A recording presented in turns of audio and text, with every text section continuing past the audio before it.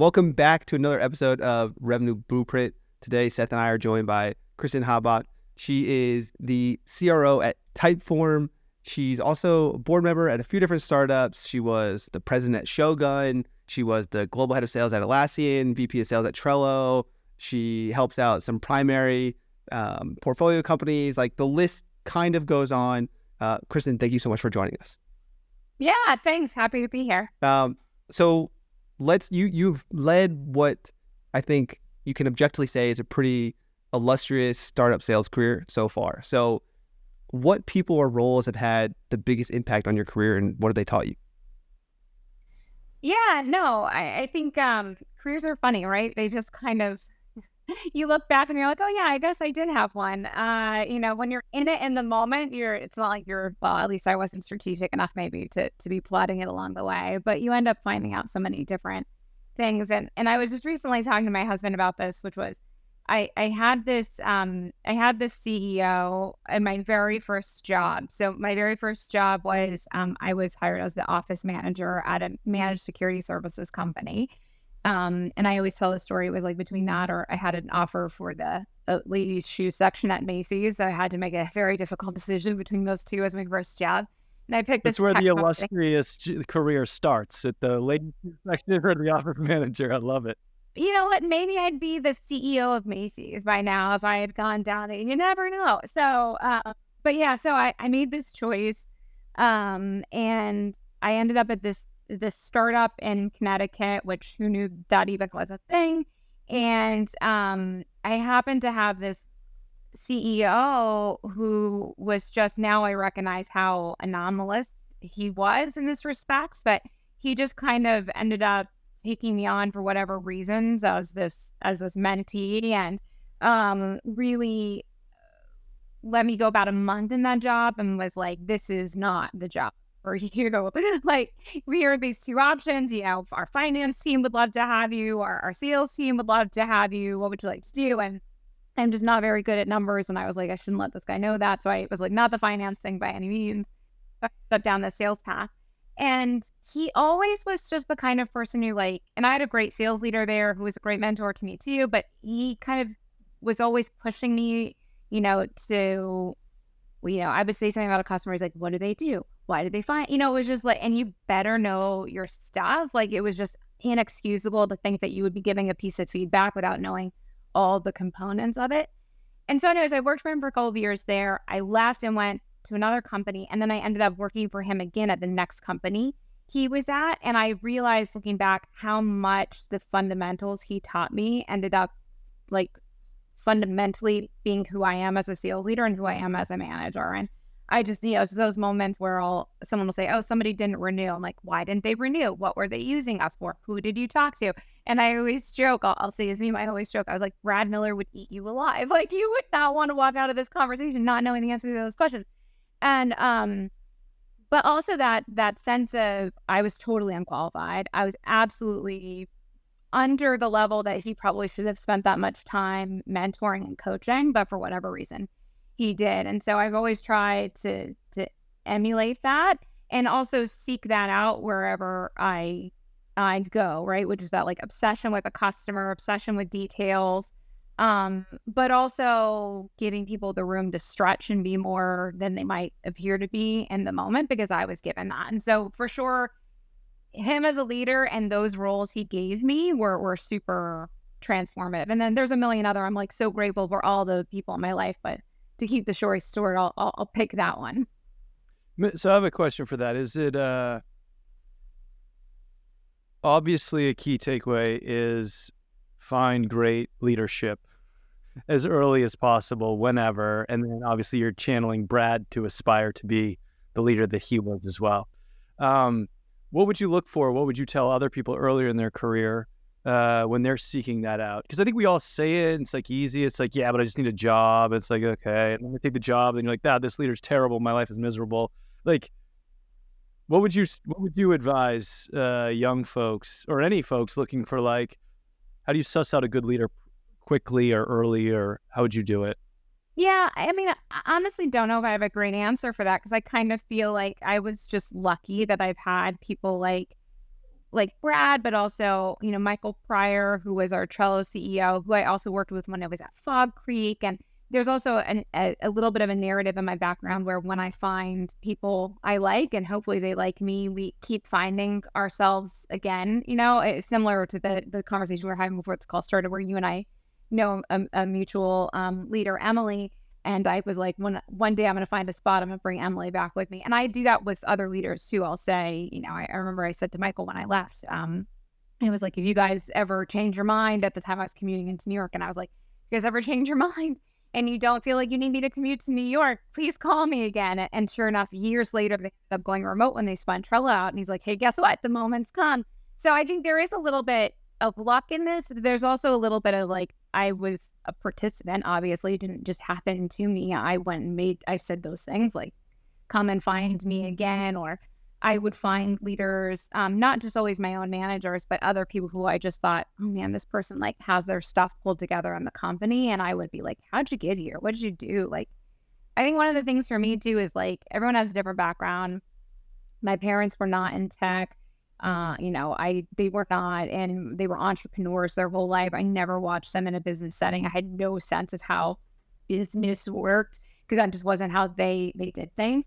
So when I went into the space, I didn't have any of those shortcuts that some other people have. And so I just kind of went and found people I thought seemed friendly and smart. And I would ask them like, hey man, what should I be doing? How'd you get where you are? What is this thing? What's sales? Because I didn't know what any of these things were. So, I don't know if it helps with the sussing out, but I think that's the part I proactively did as part of the journey for myself. Yeah. Let me ask you about these two most recent roles then, like, right, Shogun and Typeform.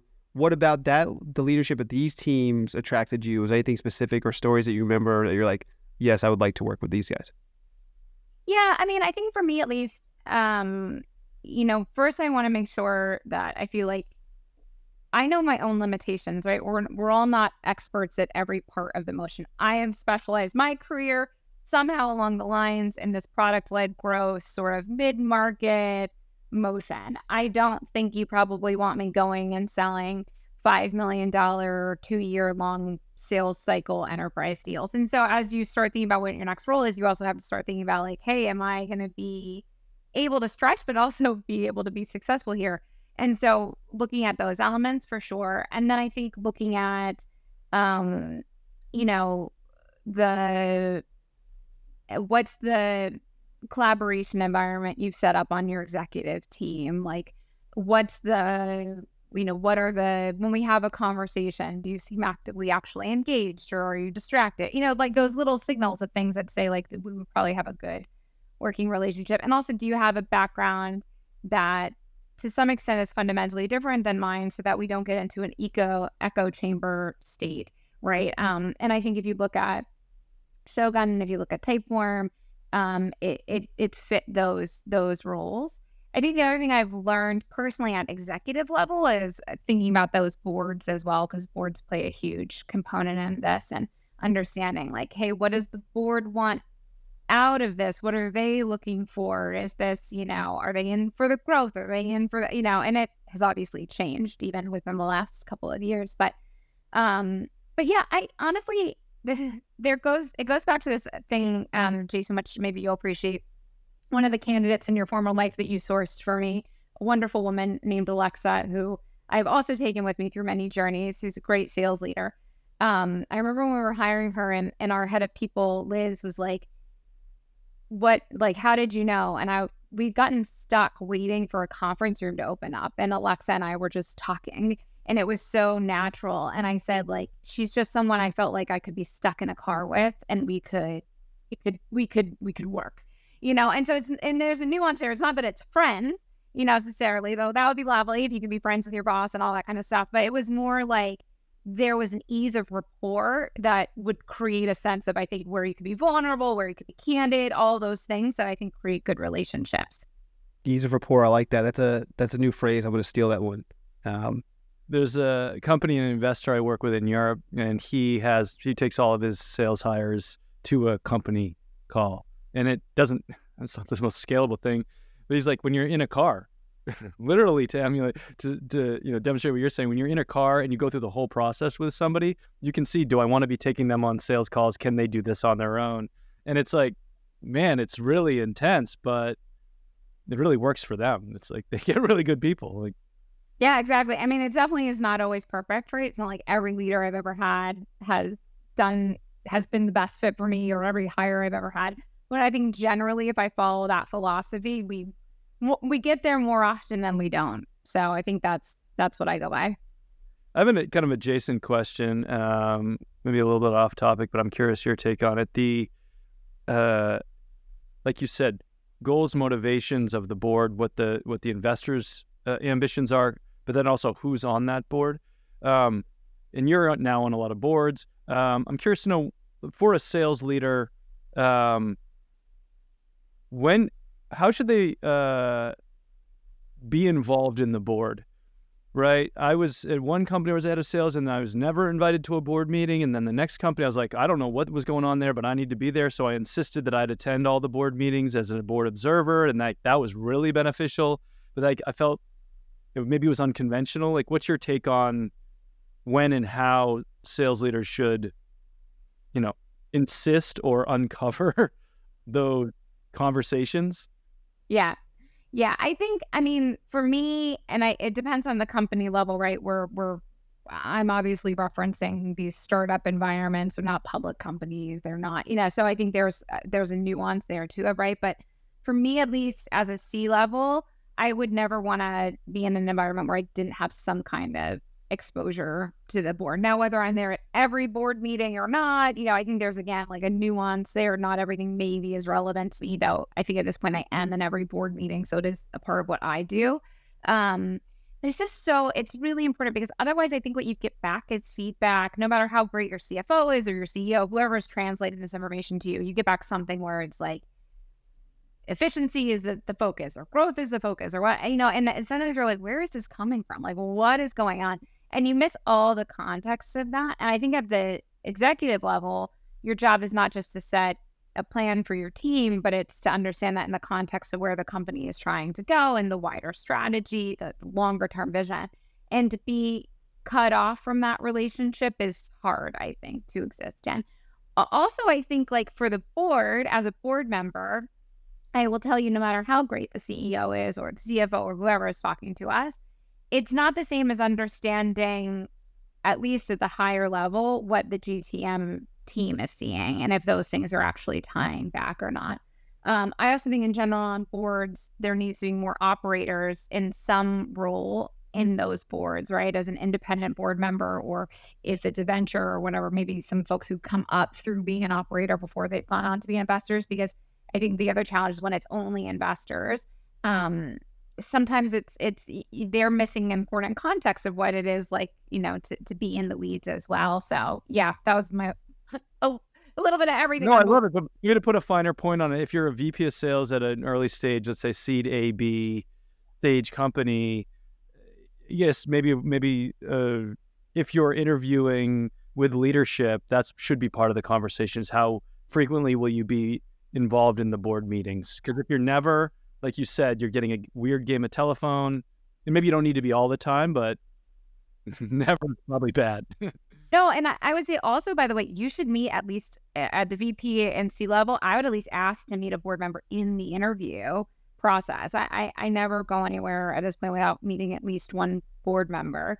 But yeah, when I was VP of sales at Trello, I think I was maybe in like every other board meeting. It was definitely not, but it gave me enough, right, context to understand what was going on, versus now where it's more like I'm there at all of them. So have you ever had a board meeting that was particularly memorable from an experience standpoint, whether it's because like it was a point in your career, you're like, oh, this is how that works, or the information that you gave or got was like a pretty meaningful change that you can share? Maybe I'll take it at a slightly different lens, which is that what I have found, the level of growth that I feel like I've experienced the most over the last couple of years has been by being on multiple boards, not just as an operator, but also sitting in it as an independent board member for folks, and watching how quickly things change, right? Like suddenly where it was like growth at all costs, don't worry, another round is always going to be coming, that kind of like take the money, whatever valuation, to this like actually what we care about is profitability and all. And I think the thing that it's taught me is that, one, boards are humans as well, and they're not all knowing, all seeing. They're also responding to market trends and things like that, and how quickly that can happen. But also just, I think the levels of, you're not going to get a ton of, at least at what I've seen, they're not operators. They're not going to get it. And you'll do it by XYZ. And I think especially if you haven't had board exposure before, when I think back on my more junior self, I kind of always thought like the board had the answer and they were there telling the CEO and the CEO.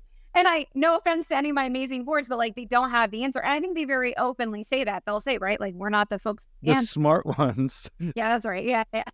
Well, I've had such a good board experience. I've only you're jaded. Yeah. But it's not one moment, and I think that's why that exposure is important, because I think it's more trends that you start to see when you're in that spot. Yeah, it's like we go through some of these different types of evolutions in personal life and their careers. Like the point you realize, like, oh, your parents don't know everything and they're not perfect, right? Or like the CEO at the startup, they've never managed a team of 20 people before, so they're like just doing this for the first time the same way you are. Or like, hey, the board they're not the oracle. They don't have every answer. Right. And boards also have their specialties, right? You have boards that invest at really early stage who've maybe seen that a million times, maybe necessarily haven't seen the later stage. And so just like people's careers, investment firms and board members and all those, they've also kind of ended up with usually some lens of specialty around that, which means you may have been an amazing person to give feedback during that series A and B, but hey, now we're prepping for an IPO. It might be a very different set of who's speaking up in that room versus who did it 5 years ago. And that's also an interesting set of relationships to think about too. Yeah. Let's hear a little bit more on some like the tactics and things that you're seeing now. So you've been at Typeform now for like about a year, I think. What are the things that are working well for your sales team right now? Yeah, so for me, right, again, I've always sort of, well, not always, but as of recent years, I've specialized down into this product-led growth motion. And so, you will very rarely talk to me and I'll say, well, the answer is we hired 85 salespeople and that's how we fixed it all, which I think, again, hopefully most people are not saying that answer right now in this market.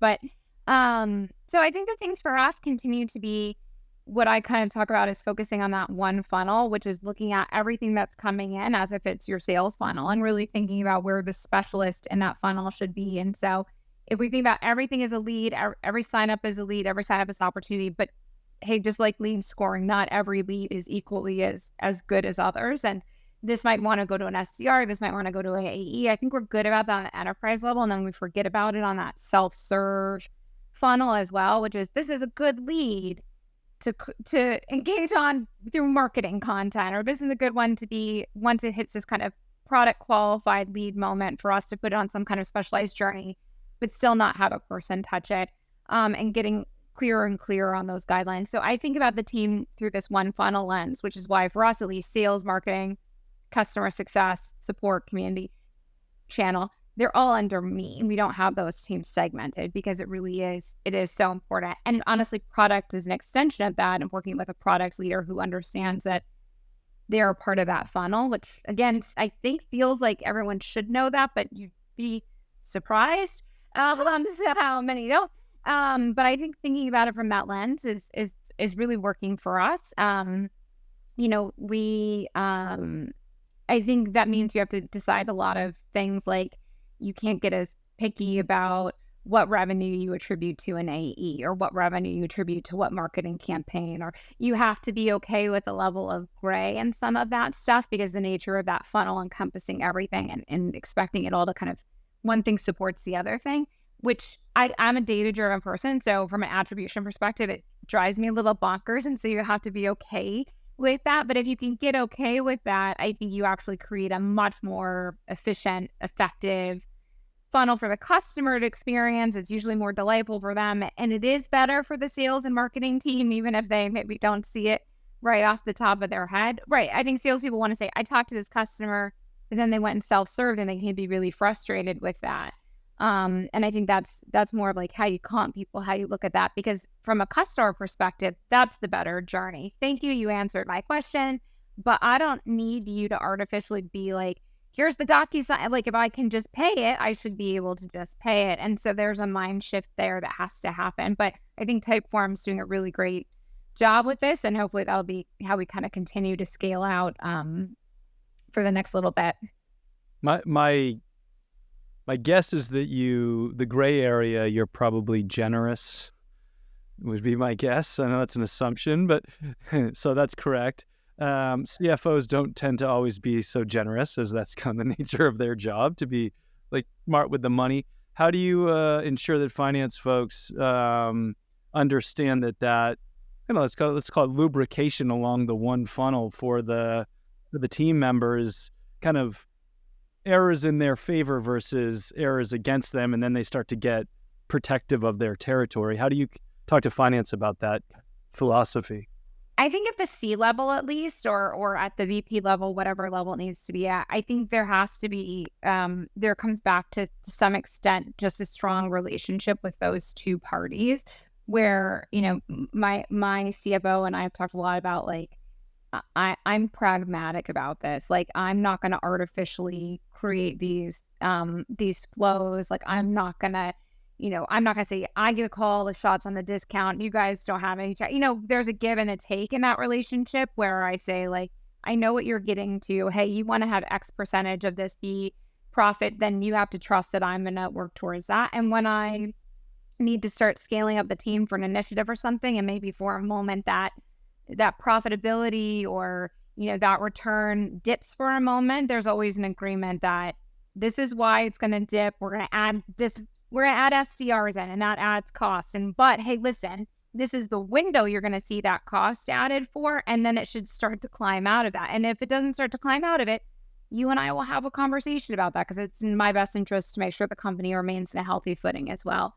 And you have to trust me to the point where we're not going to then get down into the weeds of every piece of, like, when we're trying to figure out CAC and all these, where we try to account for every single element of this. And so there is a little bit of, like, just like there's gray area for the team, there has to be a relationship where the CFO, I think, and the VP or CRO is okay with a little bit of gray space there, with boundaries of where they both can't go out from, if that makes sense.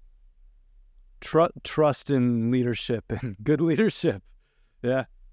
But I think it also, again, it comes back to, like, when you're hiring and when you're looking for a place to join, making sure people have similar language as you. So again, I would just say someone who's someone who's probably been a CFO in an organization that was maybe not B2B SaaS sales, that maybe didn't have a channel program, having never seen those pieces before, it might be more of an uphill journey, even if the trust is there, because they just don't have the shorthand, right? Like being in a motion like an Atlassian or a Typeform or a Trello or any of these other, where one, it's very self-serve, very product-led, but two, has a really big channel element to it. Not everybody's seen that. And there's a lot of education that comes with that too.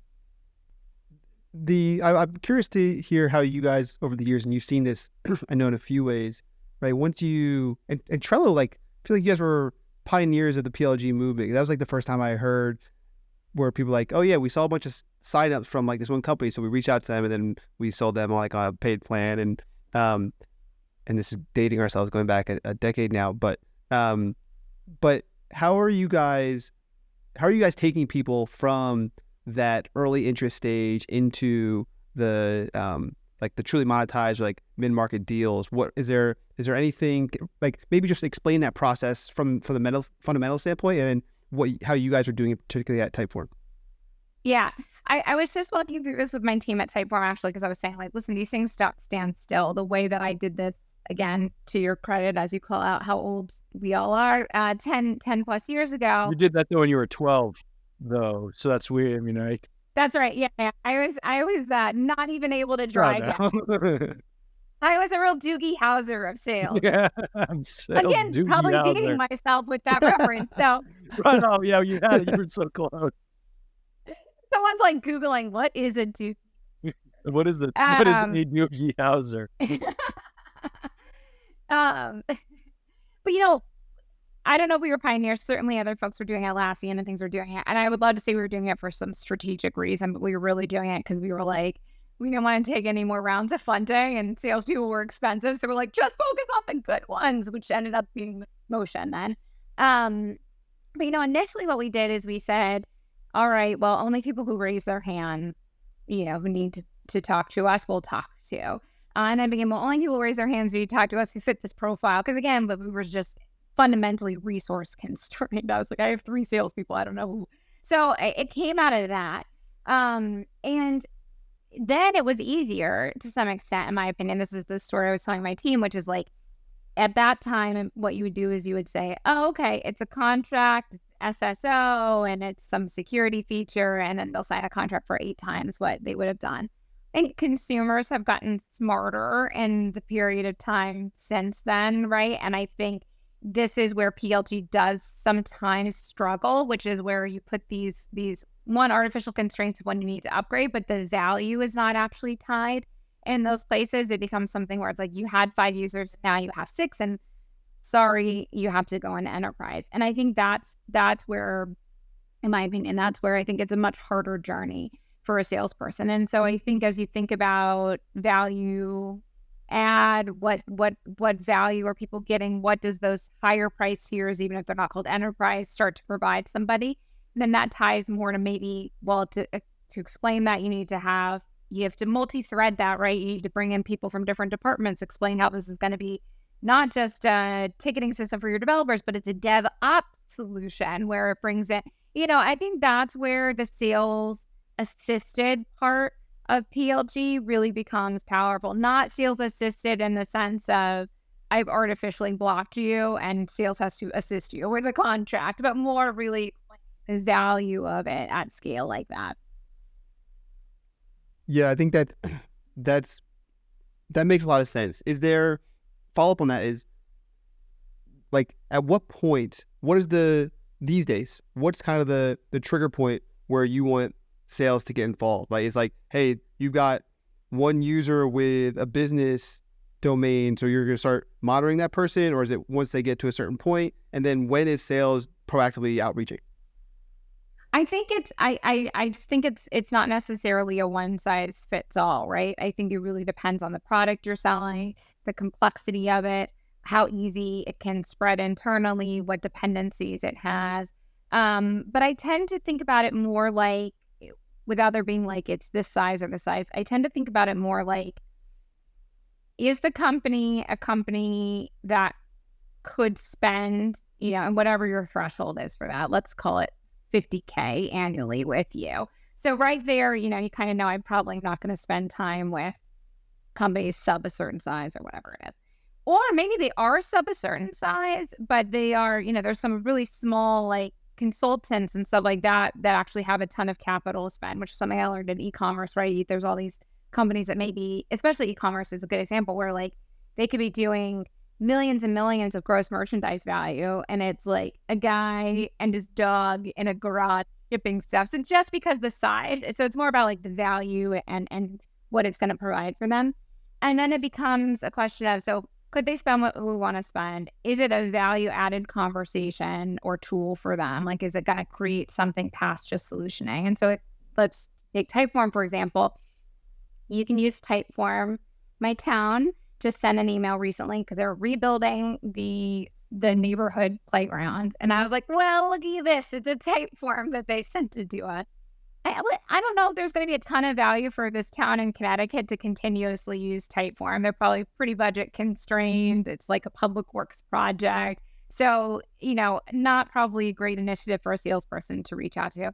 But then on the other hand, I was on TikTok the other day and I got an ad for some makeup and I went to look at it. And I was filling out, trying to figure out what color to buy. And I was like, this is a great experience. What is this? It was Typeform. And I was like, well, someone should get on the phone with these people and understand are there other ways we could. So I think without giving very specific examples, it comes more back to what's the team going to talk about? What's the value of it? Are they getting their money back from having that conversation? Is this maybe a conversation that they wouldn't have, where they would have or wouldn't have bought without me doing it, and kind of using those lines. So I've seen companies like Typeform, for example, that's grown much bigger without a sales team and now is leveraging it for the next stage of growth. And I've seen others where growth has begun to flatten much sooner and has needed to add sales assisted in that. So again, I think it's all really dependent on the environment. Yeah, I think that makes sense, right? So it's like once you see that potential customer come in, they gotta double check that they're gonna be like pretty tight to your ICP, like close to center of target. And then it sounds like too, like some of the best salespeople in a PLG motion are the ones that are able to pitch the same product in different ways to different departments at the company, right? And help them figure out how they would get the most value out of it. Yeah, I think especially with any kind of horizontal product, for sure. But even if you think about, going back to my Atlassian examples, is like one of the Atlassian doesn't have sales. People are not familiar with that, but every salesperson that they do have, it's all post sale. So you have to be spending X amount and have X amount of potential to basically get a salesperson assigned to you. They're not calling those people up and being like, hey, did you know if your developers use Jira, they would be X and X more efficient? That they don't need to do that, right? But they come and they talk about, hey, how do your developers talk to your support team? How does your support team talk to, and how do those pieces all funnel back into your product roadmap? And that becomes more of a conversation around how they can enable that entire journey. The odds of somebody implementing that in a self-serve way is just lower because it has multiple stakeholders. It's a second order thinking kind of problem. And so adding sales into those elements, I think, is where it's most impactful. Yeah. Okay, very cool. Okay, we've learned from some of your successes. We'd love to learn from some of your failures. Have there been, whether at Typeform or anywhere else, we'd love to hear like some experiments you've tried that haven't worked out and some of your learning from them. Yeah, I mean, obviously none. No failure. Yeah, right. Next question. That's good. All right, it's awesome. Absolutely not. No, I think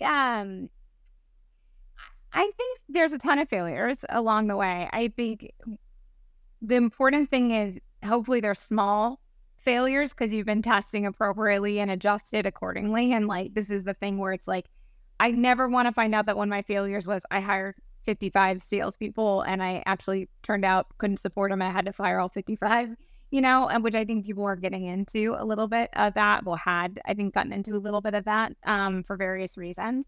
So I would say I don't know if there's any big ones, but there were lots of like campaign tries where it's like this thing just didn't work. There was lots of we at one point we had tried to do different gates on freemium products to try and create those value moments, and those had failed. I think those are the bigger ones that I can think of right off the top of my head, where it's like you give away too much, you gave away too little, you tried to create value where there wasn't actually value, and then you didn't understand why nobody cared. So I think a lot of experiments along the line with those things for sure. I think one of the things I have consistently maybe not done wrong, but I continue to try and do better is around being as data driven with those decisions as possible and not skimping on things like RevOps or data analysis, or because it's okay to make a guess. I think you always want to just be as educated as you can in that guess. And at least then, like pricing experiments, like half of that is finger in the air, right? I have a hypothesis. If we charge more, if we charge less, this thing would happen. I think it'll happen because of X, Y, Z. But then also having the knowledge to say, this is the range it can be in. If it's not in that range in that experiment, we pull the plug quickly and then we can know exactly what changed and why. Those are the things maybe I haven't always historically been as tight on that I continue to try and be tighter on now. Yeah.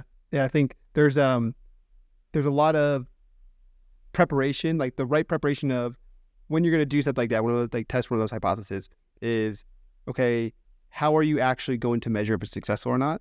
I know like that was something that my last CEO pushed me on a lot because I had many ideas and he's like, okay, it could add value, but how do we know if it's successful and how do we know it's the most important thing? And I think those are holding ourselves accountable and holding the people that are running those accountable is like one of the most important things we can do, particularly as sales leaders. So let's talk about early stage stuff here for a second. So I know like currently you're not at an early stage company, so to speak, but you've spent a lot of time in them in the past or working with them. So would love to hear a story about your early stage experience, whether it's your first-hand experience or a company you're advising, and where you were able to make big impact. Yeah, I think early stages, it's all so different, right? Which I think anybody who's been in early stage can definitely tell you. There's early stage where it's like these people clearly have lightning in a bottle. They've hit product market fit, but they just don't. They can't operationalize, or they can't whatever it is, right? And then you have early stage where it's like the idea is great. They can't figure out why it's not landing. And then they think, well, salespeople will fix that, which it doesn't, by the way, ever. And so there's all those things. I think one of the things I just learned is that early stage in and of itself, there is no, in my opinion at least, no real blueprint you can take to lift up from one or the other. Because I have a lot of companies I advise. I have companies I'm on the board of. I have just friends that have done stuff and we talk. And it's just, to me, it just runs the gamut, right? And I think the hardest thing is that product market fit moment. And like I said before, you can't outsource that to sales and marketing, which in my opinion, you can't outsource that to sales and marketing. And I see a lot of people be like, well, I don't think you have to say it's a fact. Let's just go with the fact. Right. No longer opinion, fact. Well, here we are, revenue people. Let's get a product person to see if they agree with that. But yeah.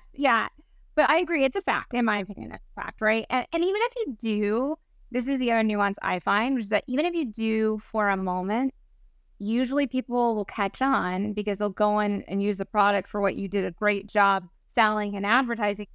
And then, surprise, it doesn't. I love it. Eventually they'll figure it out because they'll use the thing you sold them, and then they'll see what it really is. Right. And that's your churn that usually is its own set of issues. And where they're like, the problem is customer success. And it's like, again, if the product's not doing the thing you sold it. But anyways, that's a whole other problem. But I think those are the pieces in early stage. I mean, those are the pieces people struggle with, right? Which is like, I have a problem. What's the way to fix it? And I think especially, in my opinion, because a lot of early stage founders are not revenue leaders or non-GTM leaders, they're almost always engineers or people from that side of the world. They tend, because they haven't been as close with that side, they tend to think, hopefully I don't insult anybody, but a little bit of magical thinking, hoping that side of the house can come in and save it. And so for me, for early stage, I think it just depends on those pieces, because, customer centricity is usually actually the best answer in those moments. And unfortunately, the other answer is, even when you're an early stage leader, you still need the founder or that first group to just probably be in the weeds in a way that you wouldn't expect it. Like, I remember Michael Pryor from Trello was a great example of this. Like, Michael and I would get on a plane and we would do a road show, and like, he didn't have to do that, but it was really important. He heard what these customers were saying was working or not working, holding them back from being able to do something else. And in a different world, I think you would probably then have your VP of product doing that and all those kind of things. But in early stage, you just can't. You have to, everyone's job is to be obsessed with the customer at that level. I think that goes back to my first question around sussing out a good leader to work for. And it sounds like you've answered it, that if you're one of the founders is not customer obsessed and be willing to sell and, be customer centric, be on those calls with sales, it's not going to work out. Yeah. I mean, I've seen it before, again, and not to name names on these ones, but I've seen it before where the founder or the entrepreneur, whatever it is, kind of says, I know what the world wants, and if I put this thing out, it'll work, and it's your job to just make people make it work. And almost when you come back with customer feedback of people saying this is it, they get defensive because it's their baby. And like, I don't want to, I've never been a founder, so I get it, but I'm sure if someone came and insulted my children, I would probably feel the same way. So it's like, it's their baby, they're too close to it. And I think, again, back to what you're looking for, you don't want somebody who's that protective over it because they'll be blind. Now, listen, maybe there's a handful of people in history who truly knew what the world wanted without any, there's like there every now and then there's a Steve Jobs or something, but like most people aren't, most successful stories aren't that. They're more people don't like to hear those stories. They're more they grinded it out. They listened, they iterated. The other ones, the more magical thinking ones, hoping you wake up and become Steve Jobs one day is the more exciting entrepreneur story. So I think that at early stage, just recognizing you're probably not Steve Jobs. So like, you're going to have to grind it out and listen and take feedback. Like those are the things that you really need to create at that level. Have you had any of those pivot moments at companies you were working for where you guys thought you should sell something one way or thought the value was one thing, and after you getting the feedback, you realized that you had to change course a bit? Yeah, I mean, we had this at Shogun basically, and I think we had 2 products, and one of them was a great idea. It just didn't pan out the right way, and I think to the credit of the team there was a recognition of like, who is this actually being sold for? What do they actually care about? And they pivoted another direction and saw success with that. And so, and Typeform has had examples of that too. We have Typeform Labs where we're kind of constantly sort of trying to launch stuff out and deciding if it works or not. So yeah, for sure, I've seen it before. I think it's hard. It is hard to say, it's a sunk cost fallacy. You want to keep making it work, even if you know in your heart it's not. And that's not just for products. I mean, that's for all these. Even people, when you hire people, you're like, sometimes it's just not going to work out. And some people you're okay. And some people you're like, I think I can make it work. And it's sometimes, but most of the times you don't. Yeah, I think we've all seen some examples of that because we've been around long enough. All right, this has been great. One last question we'd like to get everyone out of here on is, what's one sales or leadership lesson that you think about almost every single day?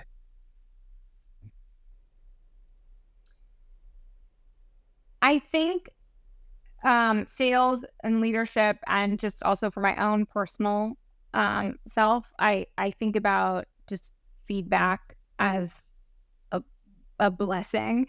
Whether it's feedback from your peers, feedback from your team, feedback from your customers, feedback in the sales cycle, all those elements are just so important. And again, I think it's really hard. It's hard to take feedback. It's hard to acknowledge that sales call didn't go well, or that the customer or the prospect was saying like, send me the follow-up information because you hadn't actually landed.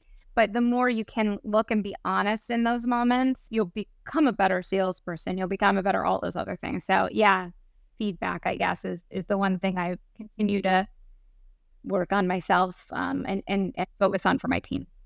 Yeah, feedback's a gift. I like that. I like, someone else told me that recently, and I appreciate that sentiment.